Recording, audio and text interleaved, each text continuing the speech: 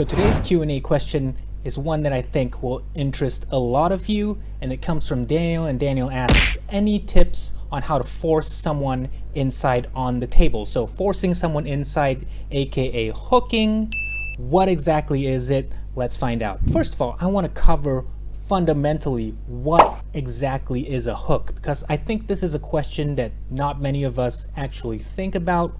We all kind of sort of know what a hook is, but if someone were to push you enough and ask you to explain exactly what a hook is, I think most of us might be hard pressed to find a definite answer. But to me, a hook is basically one thing.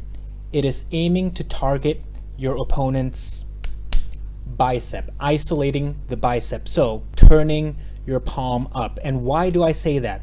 Getting your opponent turned palm up, or supination, focuses the force on their bicep. So if you look at my bicep here, I know it's small, but try to deal with it. When I turn myself palm up, you can see it actually flexes the bicep. So compared to being in a hammer position and palm up, being palmed up actually isolates the bicep more. So it is actually a weaker position, because what most people don't know is that the bicep is not the main elbow flexor. So elbow flexion is basically flexing the elbow joint, and the bicep is not the strongest elbow flexor. The strongest elbow flexor is actually your brachialis, so that pain on the side of your arm, and that is why most newcomers get that pain on the side of your arm, because that's the muscle that is working the hardest to keep your elbow flexed. And that brachialis muscle, elbow flexor, is strongest in roughly the hammer curl position, as opposed to this position, which is fully supinated. That will be more bicep driven. So now that we've established what a hook is, which is basically turning your opponent palm up, there are two main ways to do this. So the first way is probably the way that most people know, basically curling your fingers and wrist in. So there are two aspects to this: the finger containment aspect and wrist curling aspect. They usually work hand in hand. You have to use both to get a curl, a wrist curl, a fully locked in hook. You can't really hook like with your fingers open, like that's just super weak. And if you just do wrist containment, not really targeting your opponent's bicep and pronation.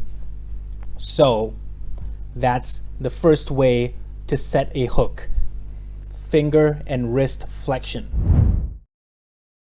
Second way is using supination of your own. So that's this chopping motion, chopping in, is another way to set a hook.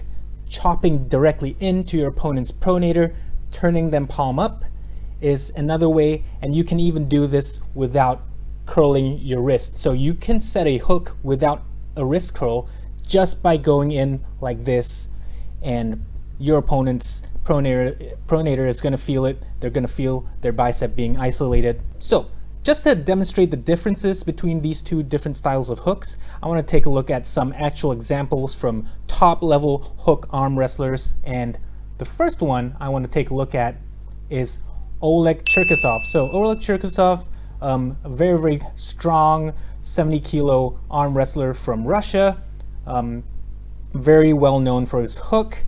And you can see right here him with Daniel Prokopchik, who is another strong hook puller. You can see Oleg Cherkasov on the left, maintaining his pronation, not much supination at all. In fact, he is actively keeping his pronation locked, but mostly focusing on his wrist curl. And you can see that Daniel Prokopchik is the one being turned palm up, and Daniel is having his bicep and his bicep isolated, and he's not really able to access his pronation, not able to access fully his brachialis. And if we fast forward a little bit more, we're going to see that as Oleg pushed more and more pressure, Daniel's going to lose the match. So one interesting thing I want to rewind back to the start is that if you notice, Oleg Cherkasov actually starts with a top roll.